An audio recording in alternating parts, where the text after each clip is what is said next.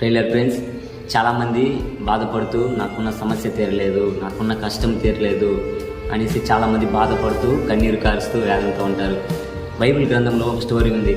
ఒక స్త్రీ 12 సంవత్సరాలుగా అనారోగ్యంతో బాధపడుతూ ఉంది. రక్తస్రావం అనే రోగంతో బాధపడుతూ ఉంది. అనేక వైద్యుల దగ్గరికి వెళ్ళింది, వైద్యం చేసుకునింది, కానీ బాగోవాల. ఆమె ఉన్న వేదన ఎక్కువైంది, ఆమెకున్న కష్టం ఎక్కువైంది, ఆమె సహాయం చేసేవారు ఎవరు లేదు. కానీ ఒకానొక సమయంలో యేసుప్రభు ఆ గ్రామానికి వస్తున్నాడని ఆమె తెలుసుకునింది.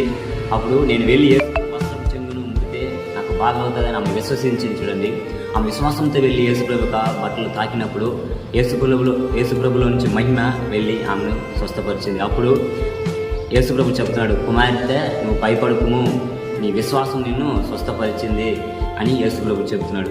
చూడండి, మనం కూడా ఎప్పుడైతే విశ్వాసంతో వెళ్ళి యేసుప్రభు దగ్గర ప్రార్థన చేస్తామో మన విశ్వాసం మనల్ని స్వస్థపరుస్తుంది. యేసుప్రభు